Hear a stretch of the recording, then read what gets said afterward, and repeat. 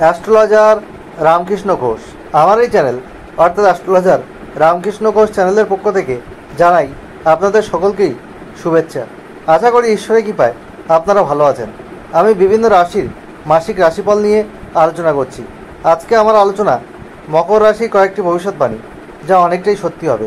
April 2025 মকর রাশির স্বাস্থ্য কেমন যাবে, তাদের শিক্ষা, প্রাথমিক শিক্ষা, কলেজ বিদ্যা, উচ্চশিক্ষা কেমন হবে, তাদের কর্ম, চাকরি বা ব্যবসা কেমন হবে, তাদের ভাগ্যের উন্নতি কেমন হবে, তাদের প্রেম দাম্পত্য জীবন কেমন যাবে, তাদের পিতামাতার স্বাস্থ্য কেমন যাবে, তাদের আর্থিক ডেভেলপমেন্ট কেমন হবে, ব্যয় কেমন হবে এবং তাদের সার্বিক যে উন্নতি সেটা কেমন যাবে, এবং তাদের যে শনির 7.5 চলছিল সেটা এই এপ্রিল মাসে শেষ হচ্ছে। এই এপ্রিল মাসে একটা নতুন কিছুর সূচনা হচ্ছে, সেই সূচনাটা কেমন হবে, এইসব নিয়েই আমার আজকের আলোচনা।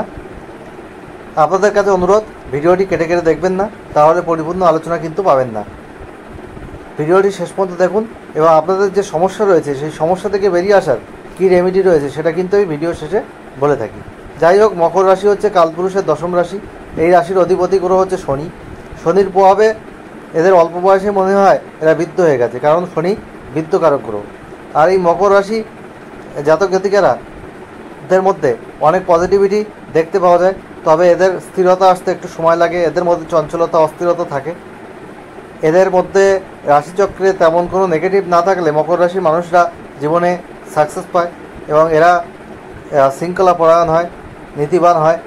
যাই হোক, আমি মকর রাশির স্বাস্থ্য কেমন যাবে এপ্রিল 2025 সেটা নিয়ে আলোচনা করছি। মকর রাশির অধিপতি শনি, সে কিন্তু রাশির তৃতীয় গোচর করবে, অর্থাৎ মকর রাশির স্বাস্থ্যের জায়গায় যে সমস্যা ছিল, ব্যথা বেদনা, অস্থিরোগ, পেন, এই জাতীয় যে সমস্যা ছিল, বা তাদের যে আরও যেসব শারীরিক সমস্যা ছিল, নার্ভজনিত কোনো সমস্যা, সেই সব সমস্যা থেকে কিন্তু আপনারা এবার মুক্তি পাবেন।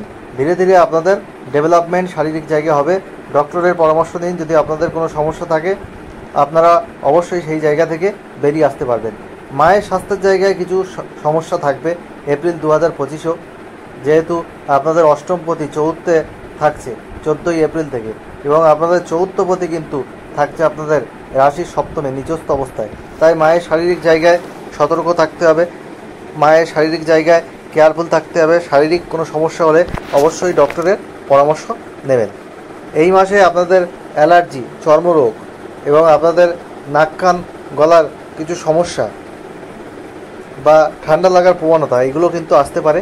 শারীরিক বিষয়ে সতর্কতা আপনাদের একটু অবলম্বন করতে হবে এই এপ্রিল 2025। তবে আগের যে সমস্যা ছিল সেই সমস্যা থেকে আপনারা অনেকটাই বেরিয়ে আসতে পারবেন।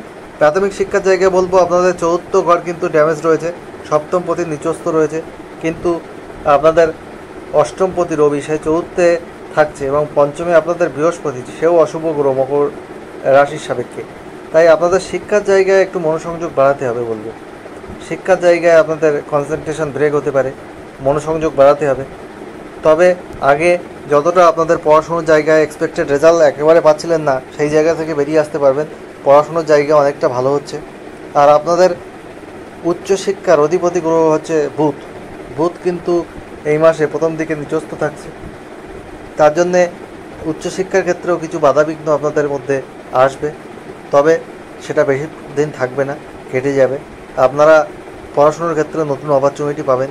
নতুন কোনো কোর্স করার কথা যারা ভাবছেন তারা এই মাসটা ছেড়ে পরের মাসে চিন্তাভাবনা করুন, সেটা আপনাদের জন্য বেটার হবে বলে আমি মনে করি। বা এই মাসে করলেও আপনারা মাসের মাঝামাঝি সময় থেকে করতে পারেন। যাই হোক, আমি এবার বলবো আপনাদের ভাগ্যের জায়গায় আপনাদের ভাগ্যপতি কিন্তু বুধ, সে নিচস্থ থাকছে মাসের প্রথম দিকে। তাই ভাগ্যের উন্নতি আপনাদের কিছু কিছু জায়গায় কিন্তু বাধা হবে। ভাগ্যের উন্নতি যে আপনাদের শনির 7.5 শেষ হয়ে গেছে যে খুব তাড়াতাড়ি বিরাট উন্নতি হয়ে যাবে এমন নয়। ভাগ্যের উন্নতি আপনাদের ধীরে ধীরে হবে, একথা আমি বলতে পারি। আগে যেসব জায়গায় আপনাদের প্রবলেম ছিল সেই সব জায়গায় থেকে আপনারা অনেক বেরিয়ে আসতে কিন্তু পারবেন। আর আপনাদের যেটা বলবো, আর্থিক জায়গায় কিন্তু ডেভেলপমেন্ট রয়েছে। আর্থিক জায়গায় সমস্যা ছিল, আপনারা ইনভেস্টমেন্ট করে ফেলেছিলেন ভুলভাল জায়গায়, অনেকের কাছে টাকা পান, সেই টাকাগুলো আপনাদের পাচ্ছিলেন না, আপনাদের টাকা কেউ দিচ্ছিল না, আপনারা যে ধার দেনায় জড়িয়ে গেছেন সেখানেও আপনারা টাকা মকুব করতে পারছিলেন না, সেই সমস্যার মধ্যে যারা ছিলেন সেই সমস্যা থেকে এবার কিন্তু বেরিয়ে আসতে পারবেন। আপনাদের অনেক মেডিকেল এক্সপেন্স হচ্ছিল, সেই সব জায়গাগুলো কিন্তু এই বাজে খরচ, ভুল খরচ, এইসব খরচ থেকে আপনারা কিন্তু এবার বেরিয়ে আসতে পারবেন। You will come out from this situation, আমি এটা কিন্তু বলতে পারি। যাই হোক, আপনারা আর্থিক জায়গায় এই মাস থেকে অনেকটা ডেভেলপমেন্টের পথে কিন্তু আপনারা যাবেন। আপনাদের কর্মক্ষেত্রে বলবো, আপনাদের কর্মপতি শুক্র সে প্রথম দিকেই কিন্তু মাসের উচ্চস্থ থাকছে আপনাদের রাশির তৃতীয়, সেখানে রাহু আছে। তারপর 14 তারিখের পরে আপনাদের রবি চতুর্থে গোচর করছে। এবং আপনারা যারা কম্পিটিটিভ এক্সাম দিতে চান তারা 14 তারিখের পরে ট্রাই করবেন। আপনাদের ডেভেলপমেন্ট রয়েছে, সার্বিক উন্নতি আপনাদের রয়েছে। আপনাদের কর্মক্ষেত্রে আপনাদের বলবো আপনাদের প্রমোশনের জায়গা রয়েছে। আপনাদের প্রমোশন বা ইনক্রিমেন্ট আটকে ছিল, এই এপ্রিল মাস থেকে সেই পদগুলো আপনাদের ক্লিয়ার হবে।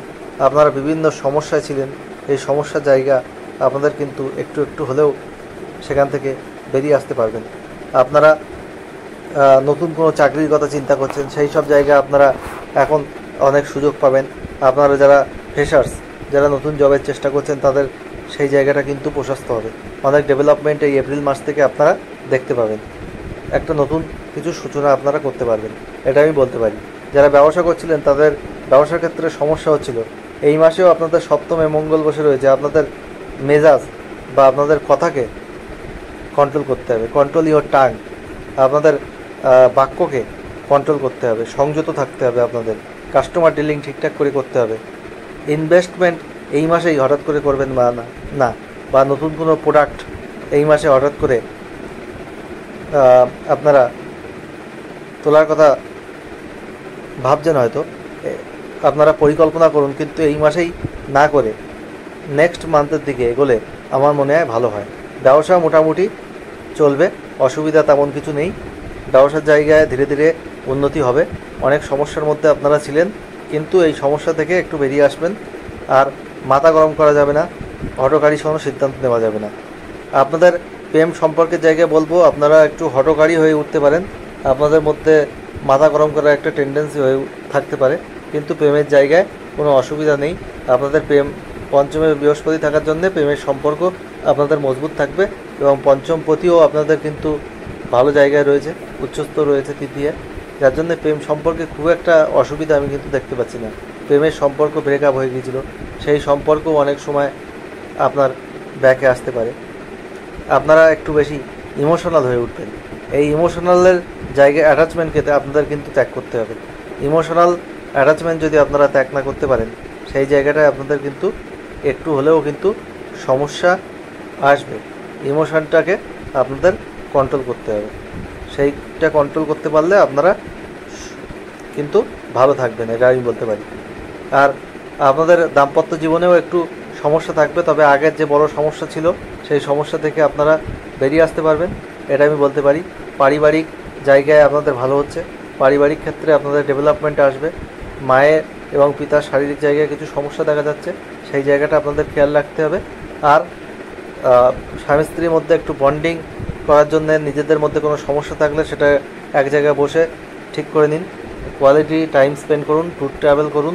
আপনাদের ছোটোখাটো ভ্রমণ এই মাসে রয়েছে, ভ্রমণের ক্ষেত্রে আপনাদের কোনো সমস্যা নেই, বাধাবিঘ্ন নেই। আপনারা আরামসে ভ্রমণ করতে পারেন, কোনো কর্মক্ষেত্রে কোনো ট্যুর করতে পারেন, বা পারিবারিক কোনো ট্যুর আপনাদের হতে পারে এই মাসে, তাতে কিন্তু কোনো সমস্যা আমি দেখছি না। আর আপনারা যেটা করছিলেন, আপনাদের দাম্পত্য জীবনে একটু ছোটোখাটো সমস্যা থাকতে পারে। স্ত্রীর শারীরিক জায়গায় কিছু সমস্যা, বা তার হঠকারী কোনো সিদ্ধান্ত নেওয়া, বা তার মাথা হঠাৎ করে গরম হয়ে যাওয়া, একটু অ্যাগ্রেসিভ হয়ে যাওয়া, এইসব জায়গাগুলো আপনাদেরকে অ্যাডজাস্ট করে একটু চলতে হবে, সেই জায়গাটা রয়েছে। আর বাকি সব কিন্তু ঠিক আছে। আপনারা নীল আকাশি রং, সাদা রং, সবুজ রং বেশি ব্যবহার করুন। হলুদ, সোনালি আর ধূসর, লাল, এইসব রং আপনারা একটু কম ব্যবহার করুন, আপনাদের পজিটিভিটি কিন্তু অনেক বাড়বে। আর আপনারা যেটা করবেন, প্রতিদিন বুধের বীজমন্ত্র পাঠ করুন 108 বার। ওং ব্রাম ব্রিম ব্রোম স বুধাং। আর মঙ্গলের বীজমন্ত্র প্রতিদিন পাঠ করুন 108 বার। ওং ক্রাং ক্রিং ক্রোং সব হুমায়ুন নমঃ। আর মঙ্গলবার একটু হনুমান মন্দিরে আপনারা হনুমানজিকে ধূপ আর আপনারা যা দিয়ে পূজা দেবেন একটু পূজা দিতে পারেন, বা মেটে সিঁদুর দিয়ে একটু পূজা দিয়ে দিন, মেটে সিঁদুর অর্পণ করুন, আপনারা শুভ ফল পাবেন।